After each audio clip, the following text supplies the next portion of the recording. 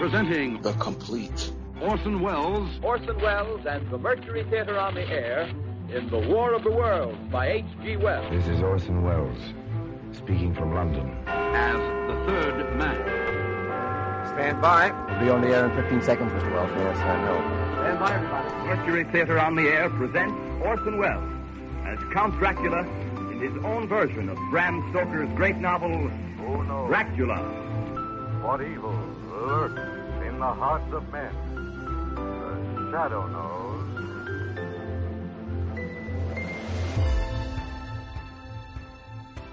Hello world, welcome to The Complete Orson Welles, brought to you by Dwayne Old Time Radio. This podcast will feature various classic radio programs ranging mostly from 1936 to 1952 that Orson either produced and directed, was featured on, or starred as a guest. If you enjoy my podcast, you can subscribe to receive notifications of new posts. Subscribing is free and only takes a moment. New episodes are posted weekly. If inclined, please leave a rating and or review on your preferred podcast service. Thank you for your support. Hope you enjoyed the genius of Mr. Wells. 2 episodes from The Adventures of Harry Lime. The 11th episode, Golden Fleece, October 12th, 1951. Then the 12th episode, Blue Bride, October 19th, 1951.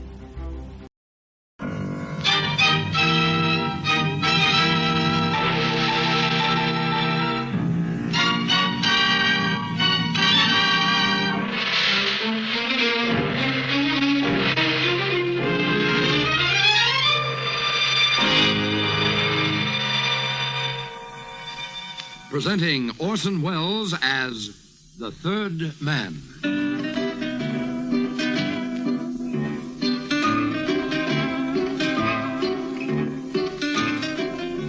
The Lives of Harry Lime. The fabulous stories of the immortal character, originally created in the motion picture The Third Man, with zither music by Anton Karas.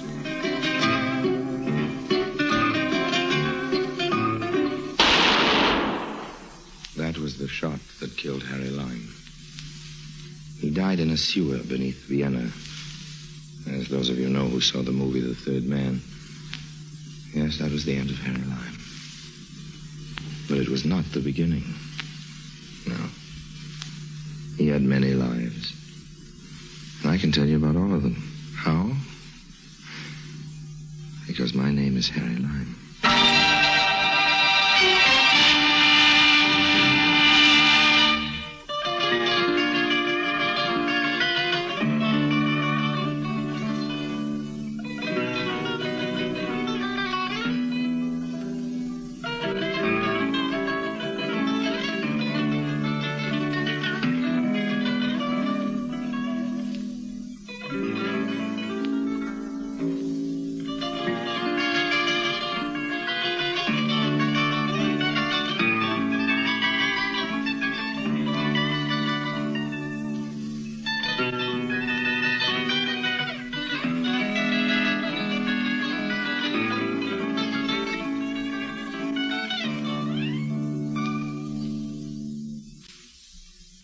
And now, Orson Welles as Harry Lime, the third man, in today's story, The Golden Fleece.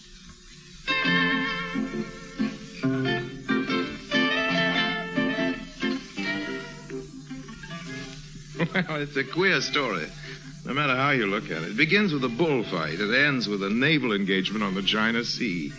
There's a woman in it, of course. Have another drink? All right, if you are. 2 gin slings, boy. Yes, sir. 2 gin slings. It all started in the little seaport of Algeciras. Like every other town in Spain, there's a bull ring there. I don't know how you feel about bullfights, but if it's Sunday in Spain, it's a little hard to stay away from them. A bullfight is to Spain what an opera is to Italy. It's the only thing in the country that starts on time.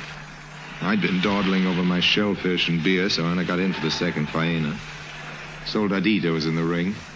He was younger then and braver than he is now, but I've never been one of his fans. Too much ballet dancing for me and not enough bullfighting, but we won't go into that. I could talk about the corrida all night, but I promised you a story about adventure on the high seas. And it's beginning right now. Soldadito is dedicating the bull. He is paying this compliment to the lady who is seated next to me. For the first time, I glance at her, and the glance freezes into a stare. She has very dark red hair, very pale ivory skin, and very bright yellow eyes. I mean, really yellow, like a cat's. I won't dwell on her. I'd like to, but I won't. Suffice to say that this kid could stop traffic on the Indianapolis Speedway.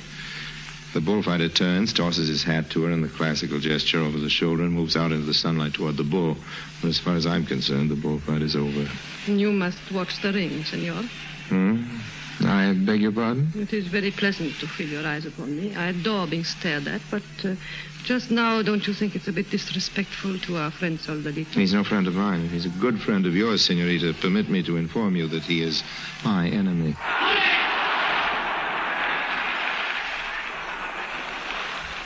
He's very graceful, don't you think? That was also a graceful speech, senor. No, I didn't hear it. I do not mean his dedication of the bull to me. No, I mean your little speech just now about his being your enemy if he's my friend. Thanks. I adore it when men fight over me. Senorita, fighting over you would be a pleasure. When do I begin? Whenever you like. Who shall I take on? The man or the bull? I think you need not bother about the bull. Look, Soldadito is about to make the kill.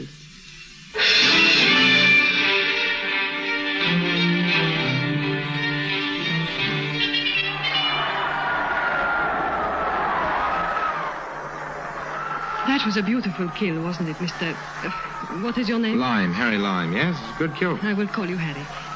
The bull kneeled like a penitent at his feet. The beast seemed to be asking the torero's pardon. It should have been the other way around. You are already jealous. I adore that. Still, you must admit it was a glorious kill. Great kill. Tell me, Harry, what are you doing in Algiers? No, I'm just looking around. And what are you looking for? Well, no need to look any longer. I found it. You make very pretty little speeches. I adore that. What is your profession? Export, import, mostly. I dabble in a lot of things. What a pity. Why? I had allowed myself to hope you were a sailor. Well, I have been a sailor. Will that help? You have to have master's papers. I am here with my yacht. Perhaps you have seen it in the harbor. Oh, that big three-master with the black hole? It's mine. We've lost our captain. Oh? It happened quite suddenly. I'm very sorry you're not a ship's captain. I would like to see you in the blue jacket with the gold buttons. Would you believe it? I was a ship's captain. I do not believe it. But I have master's papers. And where are they? In Barcelona. Oh, that is a bore, because we are leaving tomorrow. Okay, I'll have somebody bring him down by train tonight. In other words, you want the job? In other words, I've got the job.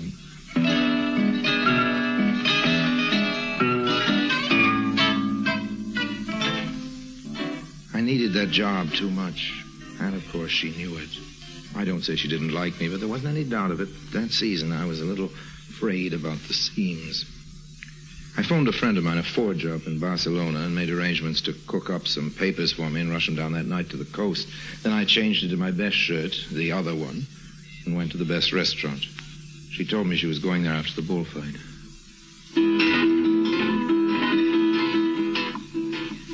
Good evening. Good evening. I'm sorry, but I just realized something. I don't know your name. You do not know the lady's name? You know Soldadito. Of course he knows me. All Spain knows me. But what is this man doing at our table? He doesn't know you. That's all right, old man. You can fix that. Introduce us. I am the Baroness von Gurnifald, but you will call me Nadia. Okay, Nadia.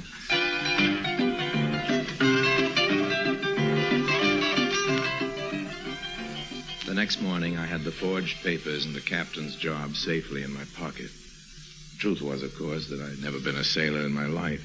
Unless you count the work I had to do as a deckhand when they found me stowed away on a short trip from Alexandria to Naples. But I needed that job bad. And after one look into those huge cat's yellow eyes of hers, I would have jumped at any job she offered, whether I needed it or not. You like the ship, Harry? Oh, she's a beauty. The steward will take your luggage to your cabin. Right now, you'll be needed on deck to superintend our departure. By the way, where are we going? To China.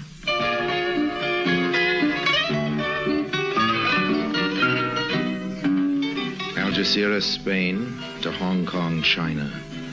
That's quite a run for an old salt, whose only experience as a navigator consisted of piloting a canoe around the shallow end of Lake Winnebago, Wisconsin.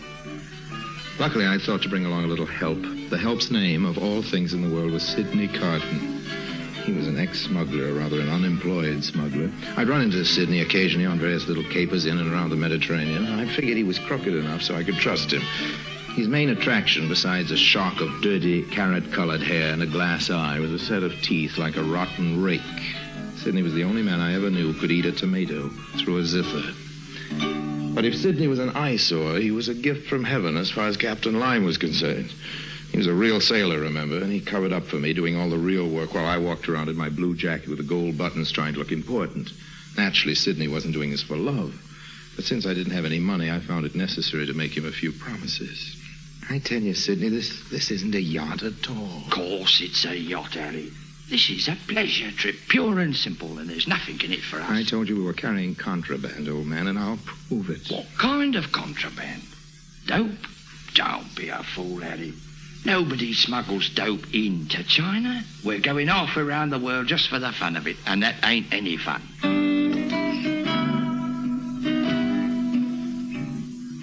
Why had I been signed on with so few questions asked?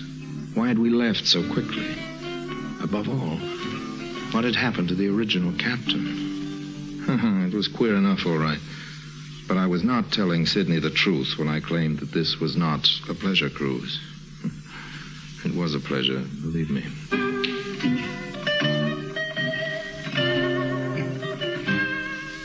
Then, one night, quite late it must have been, because I remember the moon was down, I was up on deck finishing a cigarette. Harry? Harry?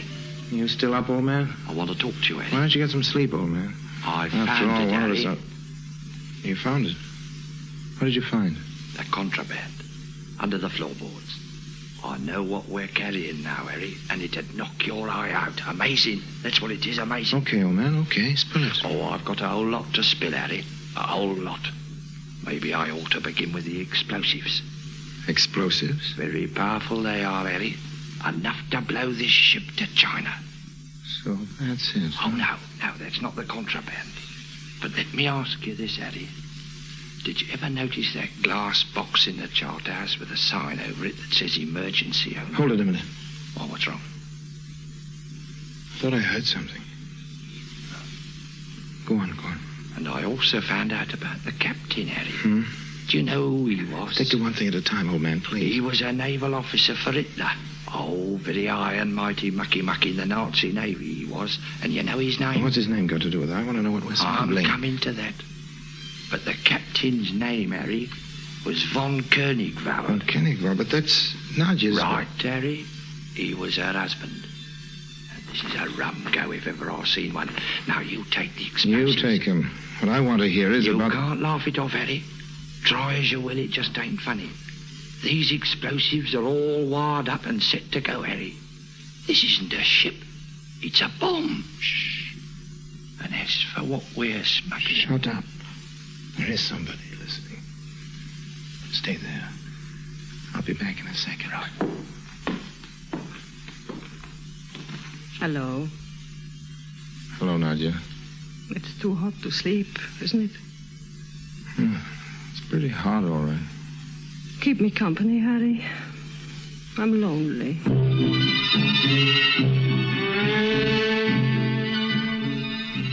When I finally got to my own cabin, it was dawn. Didn't dare go looking for Sydney in any way. I was bone tired. They couldn't have let me sleep for more than an hour. Yes, what is it? It's Matthew, sir, third officer. What do you want? Well, sir, we're in sight of land in the old court. Don't bother me. Ask Sydney. He knows the course. Yes, but please, Captain, may I speak to you? Okay. Now then, what is it? It's Cotton I want to talk to you about, sir. What's wrong? Well, I hardly know how to tell you, sir, but he's gone. Gone? Yes, sir. We've searched everywhere, very thoroughly, but there's no doubt at all, sir. Mr. Cotton is not on this ship.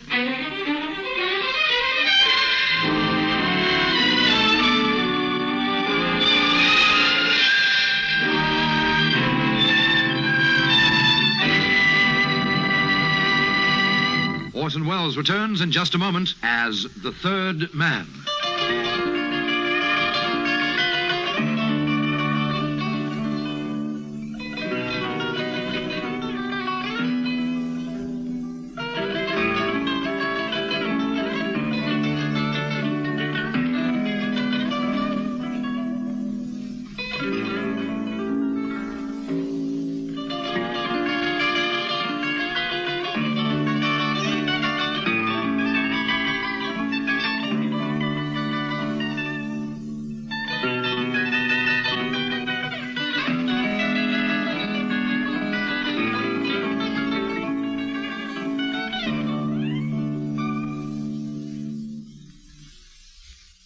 And now, Orson Welles, as the third man, continues with today's story, The Golden Fleece.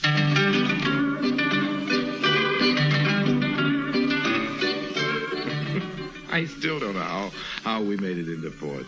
The trick was to keep that second mate from guessing that I couldn't tell the poop from a bosun's whistle. And also to keep all of us from crashing into a reef or turning upside down or something. Luckily, a little boat came out to meet us with the harbor pilot. Seems that's the regular procedure. I was very grateful, I can tell you, to be spared the embarrassment of having to swim for it.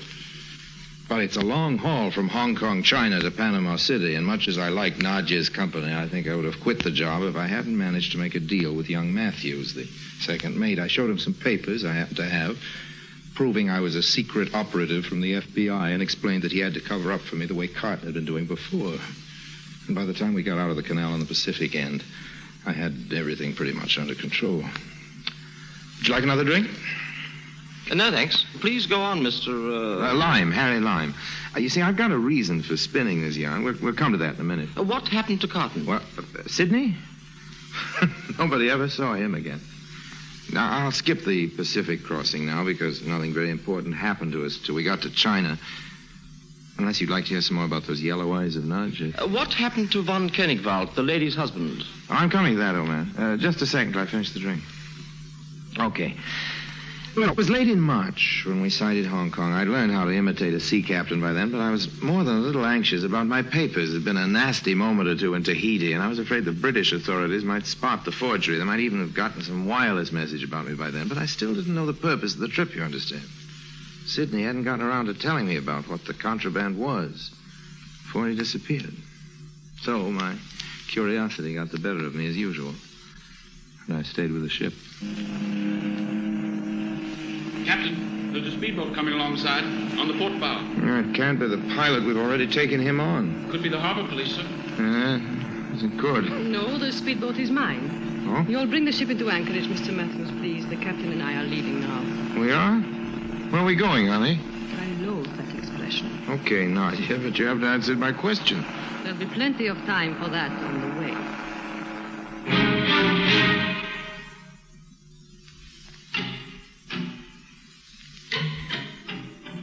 We'd been riding upriver from Hong Kong for a good half hour before Nadia took it into her beautiful head to start talking. I'm taking you to meet a very important man, Harry. Huh? You'd better know his name. It's General Wei. A Chinaman? He is Chinese, yes. General Wei was governor of one of the largest southern provinces, but of course that was... Where are we meeting him? I think the mainland will be too hot for him now. The general will be waiting for us on the junk. A what? A Chinese boat. I hope you're hungry, because there's bound to be quite a feast. You mean to say we've come halfway around the world to keep a dinner engagement with a Chinese warlord? Ours has been a very serious mission, Harry. And before you meet the general, I think you should know the truth. So do I. The general is planning to retrieve the lost provinces. Luckily, he is a wealthy man and had many investments in Tangier. It was my mission to bring him some of his wealth, which will be needed in the coming war. I think you have guessed what happened to the Baron von Koenigwald. Yes, I think so. I think the Baron had a wife, and I think his wife bumped him off. Am I right, honey? Please call me Nadia. Okay, I think Nadia bumped him off. He was a greedy man. I had reason to suspect that he planned to take part of the gold for himself. Gold? Yes, Harry. Gold bars purchased in Tangier. That's why I couldn't tell you earlier. It would have been too much of a temptation. The ship is lined with gold. $500,000 worth. You know those Chinese ships? You know, the ones that look like some kind of cross between a Spanish galleon and a floating chop suey store? Pretty soon we came up to the biggest and gaudiest on the river. We were helped on board with a whole lot of Oriental fanfare, and I gathered that in a minute we were going to be presented to his nibs, the warlord himself. Nadia. Yes? There's just one thing I don't understand. No matter what price the old boy pays for that gold you brought him, I can't see why you bothered to cart it all the way across the Pacific. If you just told me before, I could have made a very nice deal for you in Mexico. I did not bring the gold here for the profit, Harry. Here he comes. Nadia, 1,000 welcome. Welcome to you, great one. All my gratitude. This is General Way, Mr. Harry Lime. Harry, may I present my father? I know you've heard about shark's fins and bird's nest soup, but I'll bet you never knew a Chinese banquet can last 7.5 hours. Well, this one did. With eating all the way. May I offer you some more ice wine, Captain Lime? Well, I'm afraid I've had too much already, General. I know this may sound a little rude, but I can't help wondering, is Nadia really your daughter? She is my only child. That's funny. She doesn't look very Chinese. No, Nadia's mother was a white Russian refugee. I met her in Chifu and made the mistake of marrying her. Nadia, however, is no mistake. She is my very precious jewel, Mr. Lime. And I thank you for taking such good care of her. Father, it's gone. Get the speedboat! What's happened? What happened? Boat, Harry, our boat with all the gold on it. It has vanished.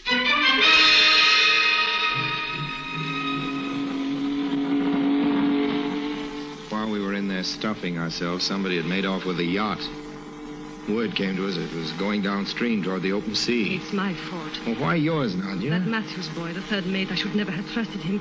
I should never trust anybody. But if you'd gone on stabbing your ship's officers and tossing him overboard, you'd have ended up without any crew. There she is ahead of us. Ahoy there, Golden Fleece! Come about and prepare to receive us on board! Can't you get any more speed, Harry? Well, I'm punching a hole in the floor as it is. Ahoy, Golden Fleece! This is your last chance! Come about or we open fire! They won't answer. They will now. Fire! We had a dangerous-looking gang of hatchet men with machine guns on our launch, and they put up a good show. It wasn't long before we were next to the yacht, and I could see that a lot of damage had been done to the crew on board. It wasn't my crew. It was strangers. Chinese. We'll just have to storm over the side. Come on, Harry. What's wrong, General? Are you hit? That's all right, Captain. Just give me your arm. Okay. Here we go.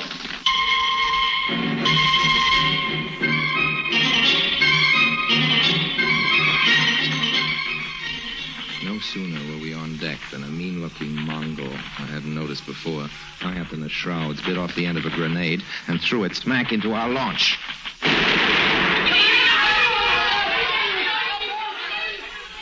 Well, there goes everybody on our side. I guess this is it, Nadia. Yes, Nadia, this is it. Hey, wait a minute. Uncanny. Don't worry, Nadia, I am not a ghost. Wait a minute, you're Nadia's husband. Yes, happily for me, I was not as dead as she thought I was when she pushed me into the sea. You should have remembered. I'm a good swimmer. Keep your hands in the air, please, all three of you. Hans, how did you get here? By plane. I couldn't guess your course, and it was the easiest way. I just flew to Hong Kong and waited for And now what are you going to do? I'm going to do unto others as they would do unto me, Captain. If you happen to remember any prayers, you'd better start saying them, all three of you. I'm wounded, Cannicult, and dying. It doesn't matter about me, but Nadia's... Father, I'm your true child. Do you imagine I would leave you now? This is all very nice and noble, but what about me? That's true, Harry. Hans, this man has done nothing to harm you. Let him swim for it. He knows about the gold, Nadia, and I prefer to keep that as my own secret. He also knows about something else, don't you, Harry? Carlton told me about it the night I killed him. What do you mean? There's a tiny glass window here by my hand. Carlton explained it to you. I heard him. The sign says for emergency only. Yes? Remember what he said, Harry. This isn't a ship. It's a bomb. Thanks, Nadia. God bless you. Shoot that man! It's no use, Hans. He's a good swimmer, too. Goodbye, Harry. Child. You gave me a ring, Father, with the seal of our family. I still wear it. It's enough to break a pane of glass. Goodbye, Harry. He's too far away to hear you. He will hear this.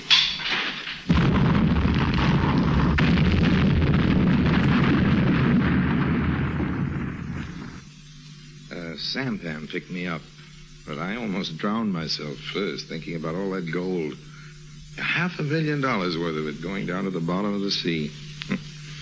Have another gin sling? Thanks again, Mr. Lime. Well, that's the story. Here's why I told it to you. I know the spot where this happens. I've got it marked exactly on the map. Cost about 20,000 pounds to do the salvage, but that still leaves a pretty big margin of profit. And I just wondered if you'd be interested, sir, in investing. Mr. Lime, I wonder if you know who I am. Well, no, not exactly. I'm the Lord Constable and Chief of Police in this colony. We have a full dossier on your activities as a confidence man, and I thought I'd let you tell your tale because I wanted to know how you work.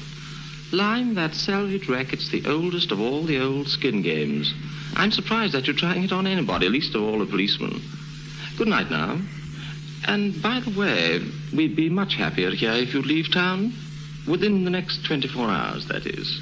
Well, pip-pip. Pip-pip. Another gin sling, sir? No. Just give me the check.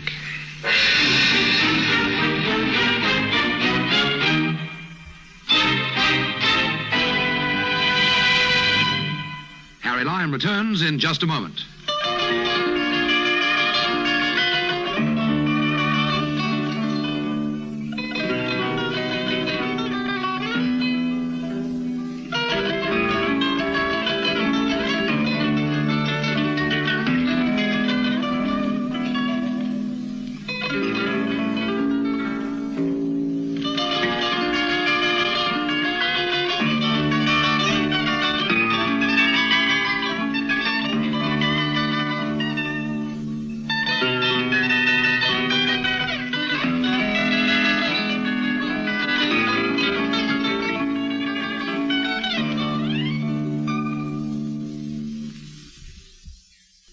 And now, Harry Lime.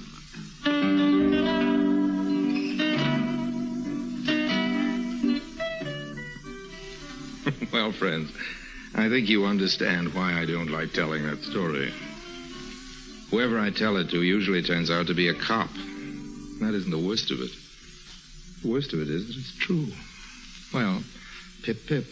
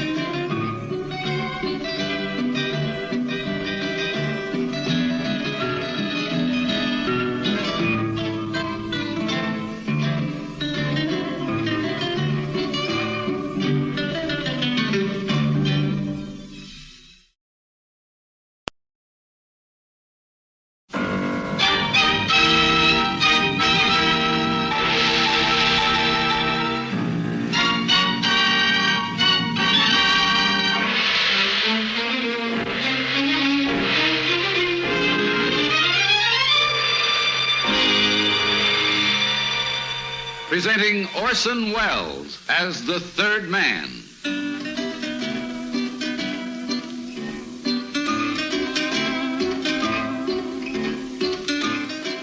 The Lives of Harry Lime. The fabulous stories of the immortal character originally created in the motion picture The Third Man, with zither music by Anton Karas. Now, here's a little anecdote taking place in the city of Bordeaux. It has to do with a phase of my hectic career which was almost exclusively a chase. I was a big boy by then, but there's a school teacher in the story all the same. His name was Professor Saint-Pierre. He didn't mean any harm. But he caused me plenty before it was over.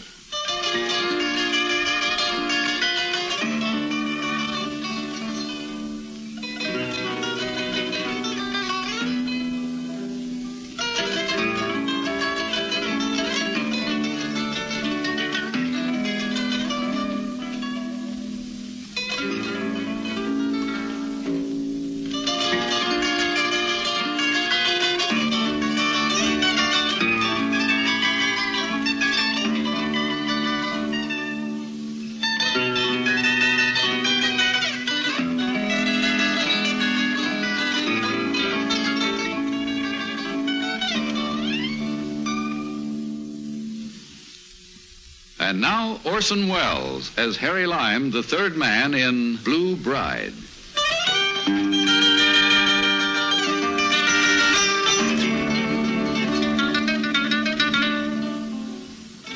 Now, this little cautionary tale took place a couple of years ago in the French port of Bordeaux.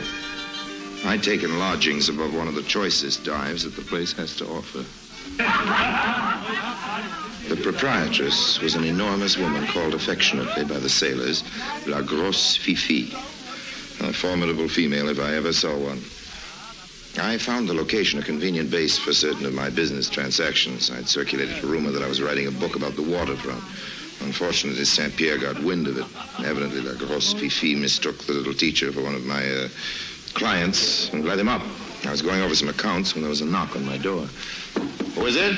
It is I, Professor St. Pierre from the lycée. I desire very much to speak with you. St. Pierre? Who are you? Please, it is of the utmost importance. I will not take up much of your time. Okay. What is it? Those papers on your desk. Notes for your book, no doubt. Oh, yes. Matter of fact, they are. I'll just gather them up and put them away. Oh, no, please. I do not mean to interrupt your work, mon cher Dr. Lime. I have long thought that some scholar should write a book on the waterfront of our beloved Bordeaux. Such a wealth of material, the mixture of dialects, the different racial strains, the songs and stories of the sailors. I cannot tell you how happy I am that someone like yourself has the time to devote to this project. Well, that's very kind of you, I'm sure. Dr. Lime, with all the deference to a scholar like yourself, I must make a confession. I am only a humble teacher, but for many years I have dreamed of doing just what you are engaged in. Really? I have wanted to write a book about the waterfront of Bordeaux. Well, why don't you? I have neither the time nor the money. All winter I must teach at the lycée. During the summer months I act as a tutor to make a little extra. Oh, you do, yes. I would like you to have the use of these notes of mine here. I have them in my briefcase. Many hundreds of pages.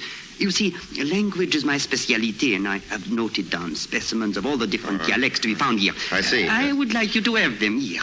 Well, I'm very indebted to you, Professor. Professor St. Pierre. Here is my card. Thank you. I'll return your notes when I finish with them. And now I hate to seem rude. Of course, I understand. You're anxious to get on with your work. What is that noise? It seems to be coming from over our heads. Sounds like someone on the roof. Making repairs, I guess. It seems strange to be making repairs at night. Are you sure it is? Yes, it's nothing to worry about, old man. Now, good night, Professor St. Pierre. You really must excuse me. Yes, of course. Yes. There is just one more thing. I hesitate to mention it. Qu'est-ce que c'est? The professor jumped out of the way just in time. The body of a man half fell, half jumped into the room, landing crumpled at our feet. Qu'est-ce que c'est? Qu'est-ce que c'est? Who is this man? It's one of the workmen around the place. I'm afraid he's been hurt. Yes, there is blood on his head. I think we should get a doctor. I wonder if you could... Yes, a doctor, of course. I will go right away. That's very, very good. I'll do what I can for him in the meantime. Thanks very much, old man. Good. Now, get up, you fool. You're not hurt. Raoul, you hear me? When I ran, they shot it. Are you hit? No, but just a cut from the glass. We'll fix it later. You'll live. Not that you deserve to. Fifi, viens ici. Que voulez-vous, monsieur? Come up here. Oui, chérie. Raoul's in here. Had a little accident. But how did he? The skylight. You will pay for the glass. Yes, I'll pay for the glass. He's dead? No, he's not dead, only resting. Now, here's what I want you to do for me. You know that little man who just left here? Oui, the little one. Yes, he's coming back in a few minutes, and you are not to let him in here. Do you understand? Oui, monsieur, I understand. Good.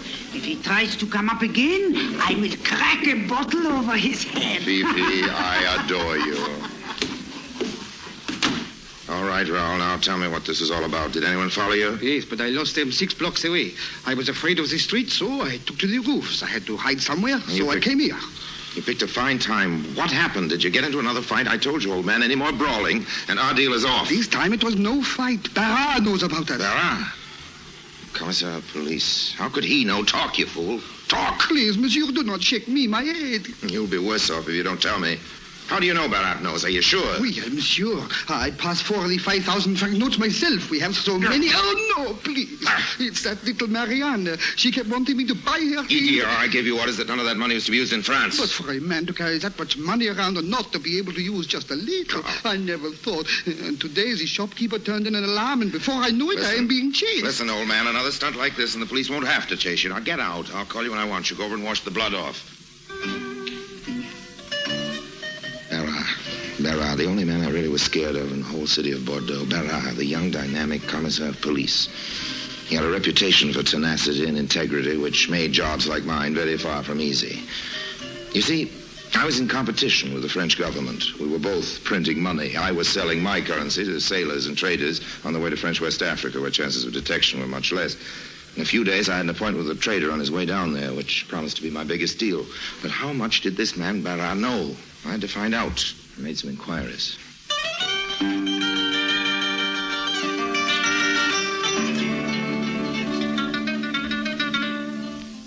I can't understand how a girl like you can be satisfied to be just a maid. Why, with your looks and intelligence and personality, you should be on the stage. Oh, on the stage? On the stage. No, I will tell you one thing, Harry. If I were on the stage, I would be better than she ever was. I never saw her, but to hear her talk sometimes, you would think she was greater than Yvonne Printemps. Who's this? Her, my mistress, of course. Madame Sophie Barra. Is she an actress? Well, she was before she married Monsieur Barra. She went by the name of Sophie Avon. But if you ask How me... long have you worked for Madame Barra? Only since she was married 2 months ago. Only 2 months ago. Then she's still a bride. Well, not a very happy one. Sometimes I do feel sorry for her. It is terrible. Well, Pauline, what's terrible? Does he beat her? No, he does nothing. All the time, it is work, work, work. That is what she said to him last night. I heard them as I was clearing the table. What? That's all I ever hear. Oh, I'm sorry, darling. We never go anywhere together. Half the time, we do not even dine together. Is this the way you treat your bride? Sometimes I'm not even sure that you love me. Ah, no, Sophie, this is not fair. Would I have married you if I did not love you? You see, you are raising your voice to me already. But I am only trying to tell you that I must have loved you or I wouldn't have... Aha, you speak in the past. This means you no longer love me in the present. Oh, but I do, my little one. Come here. Georges. Now, do you believe me? Mais oui, Georges. Georges? Yes, my sweet. Perhaps we could go somewhere this evening. Somewhere with music and just a few people, and then walk home slowly together, just as we used to walk last spring in Paris. Oh, I wish we could, but I have to go over some reports. Now you make me angry. Oh. You think you can set my mind at ease with only one kiss? No, but... A kiss that does not take up more than a few seconds of your official time. No, Sophie, you've got to try to understand.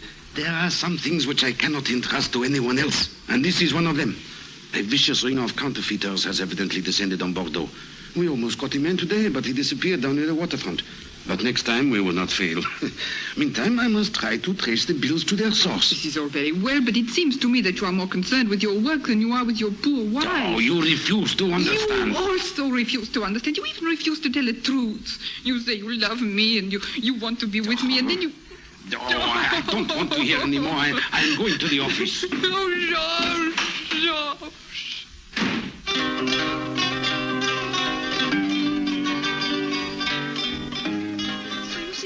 Harry. I hope you never treat me like this. Don't worry about that, Shirley. You do not find this a depressing marriage? No, I can't say that I do. In fact, I find it quite inspiring. You have a good ear, Pauline, old girl. I can almost hear them talking. Well, listening is the only thing that makes it interesting to be a maid. You know, you're a very bright girl, even brighter than I thought. Supposing I put you and your packages into a cab from here. Taxi! Oh, but maids do not ride in cabs. Oh, they do when they have money. Here, close your warm little hand around this. Oh, Harry, so much. Not as much as you deserve. Au revoir, my dear. Keep those pink little ears open, and tomorrow, if you have some information for me, I'll give each one of those pink little ears a little kiss. Oh, Harry.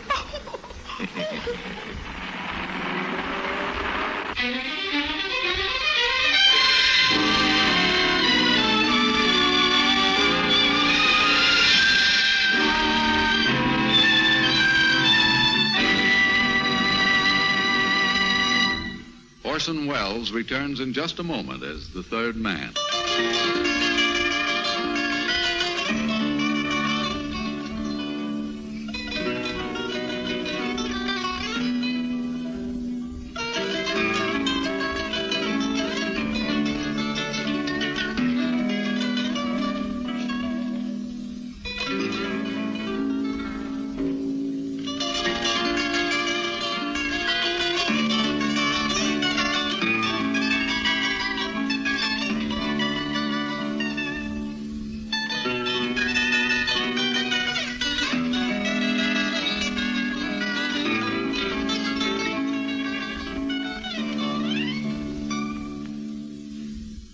And now, Orson Welles, as the third man, continues with The Blue Bride.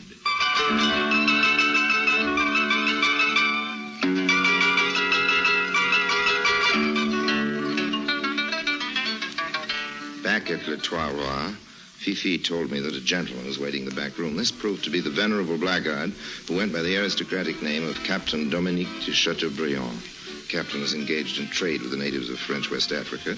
It was on him that I hoped to unload a large amount of my counterfeit stock. Ah, Monsieur Lime. Enchanté de vous voir. Enchanté. What can I do for you, Captain? As you know, I am dealing with some natives in the interior. Some missionaries have told them the value of their merchandise, which I used to buy for next to nothing. Now they want cash in return for their goods and ivory. If your money is as good as I hear it is, they will be quite happy with it. Until they try to spend it, of course. But by that time, I will be well out of the way. Clever man. You agree with me, Monsieur Lime? Entirely. I shall be happy to be of service. Bon. What is your denomination? Well, that sounds like a personal question. I mean, how large are the counterfeit bills? 5,000 franc notes. May I see one, please? Sure. I have one here. Ooh, very good. Good enough for the purpose, anyway. How many will you need? I will need at least 50,000 of these notes. Well, that's a lot of money, Captain.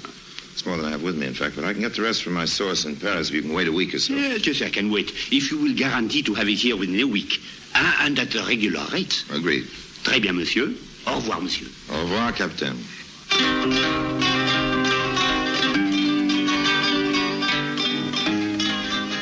For this big deal in the offing, it became necessary to throw Barra off the trail for at least a week or so. So the next morning, I found out from my little friend Pauline that Madame Barrat spent most of her lonely afternoons sitting by herself in a small cafe known as La Verre Rouge. That afternoon, I happened to be sitting in La Verre Rouge when she arrived. So I went over to a table and tipped my hat. Pardon, but are you not Madame Sophie Avant of the stage? Why, yes, monsieur, I am. But how did you know my name? I've often admired your work. Yes. But alas, I never had the courage to come backstage and meet you much as I wanted to. Well, this is marvelous.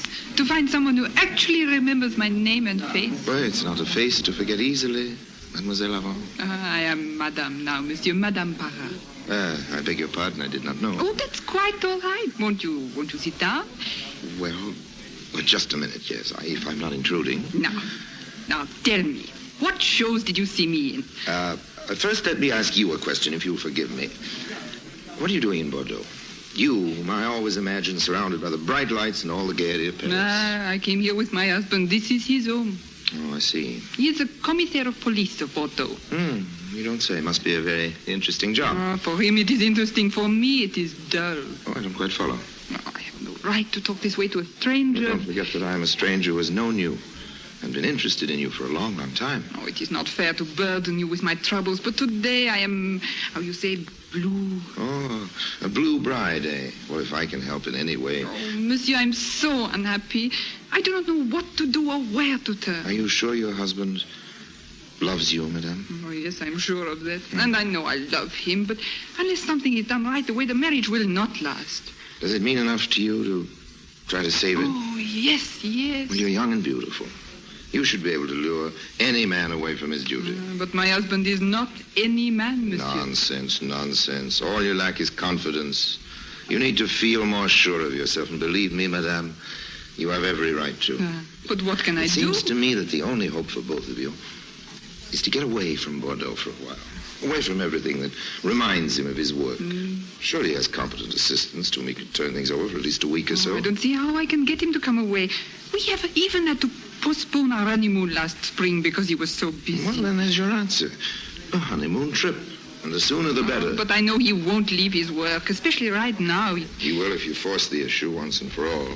And if his marriage means anything to him. What do you mean, force the issue? I mean, suppose you packed your bags. We're ready to leave, with or without him. Tell him if there's no honeymoon, you're on your way back to Paris for good. In a day or so, you and your husband will be enjoying a nice little cruise somewhere, believe me. That sounds wonderful. How I wish it could come true. Well, it can come true. If only you won't lose your courage. But I don't really want to leave him, even if he will not do what I want. But you've got to make him believe that you would actually leave. Do you think I can? My dear Sophia, you are an actress, are you not? Of course I am. Of course you I'll are. do it. I'll do it this very evening. Oh, monsieur, I can't tell you how grateful I am to you. Oh, please. And now I must go home and make preparations. Look out, it started to rain again. Do you have an umbrella? Oh, no, I ran out of the house without one. Here, take mine. Oh, no, I couldn't. I insist. Oh, thank you, monsieur. You are a true friend. Au revoir. Au revoir, madame. And I wish you both much happiness.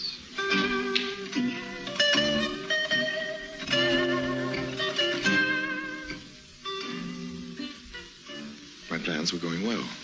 The next morning, Pauline told me that Monsieur and Madame Barras had suddenly decided to take a little trip. They were leaving the next day for a week or so. Believe me, I breathed a sigh of relief. The day after their scheduled departure on their overdue honeymoon, I got a wire from Paris. I was to pick up a shipment of money from a carrier who would arrive shortly at the airport. So I met the carrier, picked up the suitcase full of phony 5,000-franc notes, and hailed a cab. Sailed past.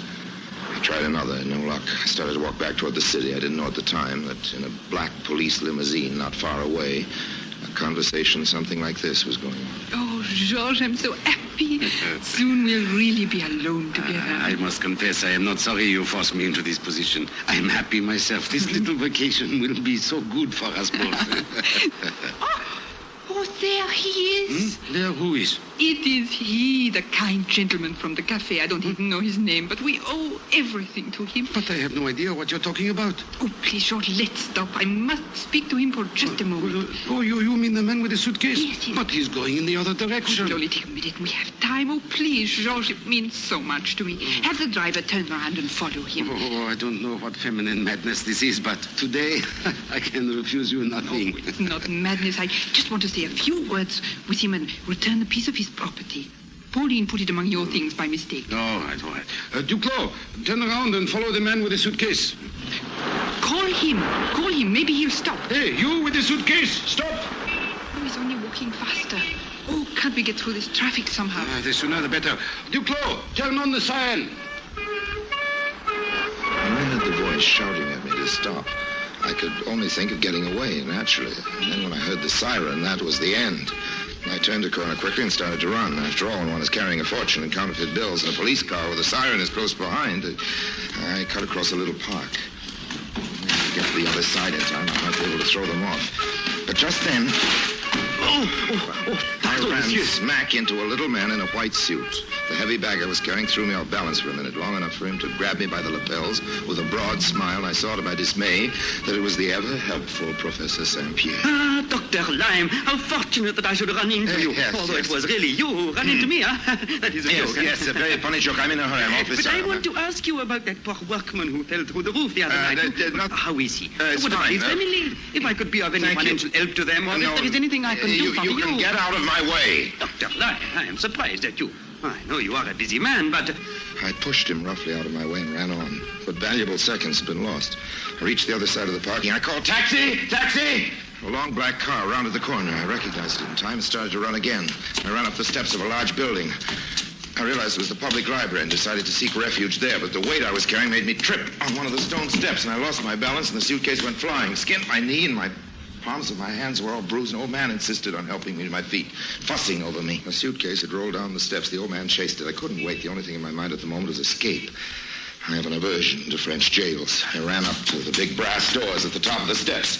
Just as I reached the entrance, a uniformed guard was stretching a metal grill work across it. He was most polite. Sorry, monsieur, but library hours are over for today. You will have to wait until tomorrow.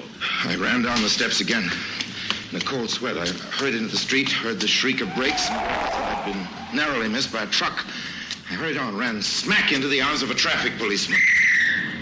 The gendarme held my arm firmly and stopped the truck to bawl out the driver. What's the matter with you? Didn't you see this man? You almost killed him. But officer, His signals were against you, not against him. You're a menace to pedestrians. This poor man here. Let me see your please, license. officer, it's quite all right. Begging your pardon, monsieur, but I am here to protect your rights. very These kind of fellows you. must be taught a lesson. So I was forced to stand there with a policeman in the middle of the busy street while he upbraided the driver. The siren grew closer and closer.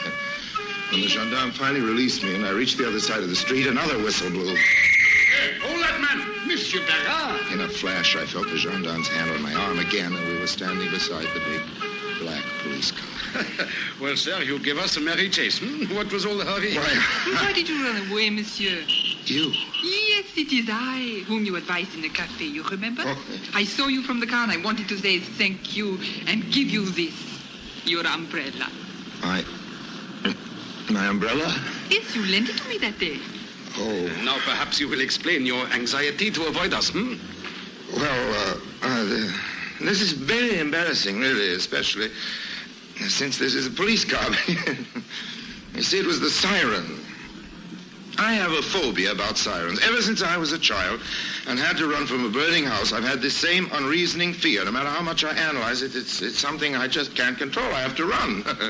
Yes, I feel like a fool, but that's the way it is. Every time there's a fire in the neighborhood, I have one of these same running fits. All sirens sound alike to me, you see. I see. How unfortunate. What is this? What happens here?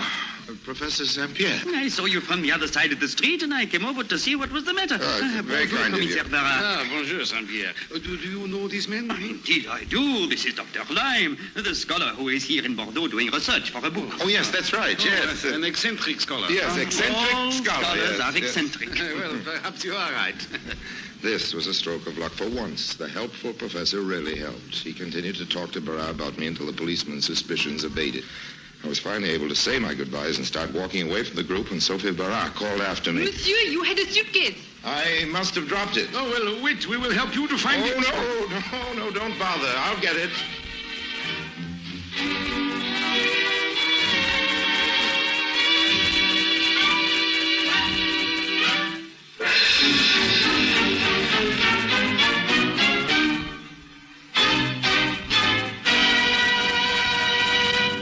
Harry Lime returns in just a moment.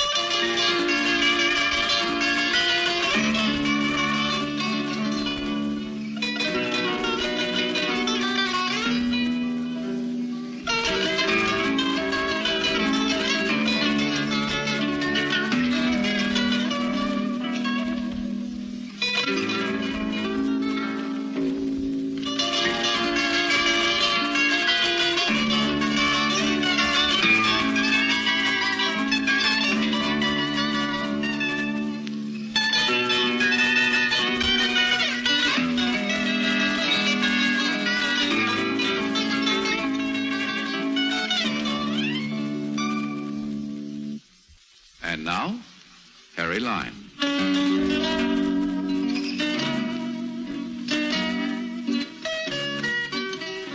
By this time, I was running again. I glanced back over my shoulder just in time to see the old man gesticulating excitedly over the suitcase and holding up a fat packet of franc notes. I can imagine that Barras' fury when he realized that he let the prize slip through his fingers was equaled only by Sophie's when she realized the identity of her friendly family counselor. I wonder whether she ever got her honeymoon. I heard the siren again in a few seconds, but this time I made good my head start.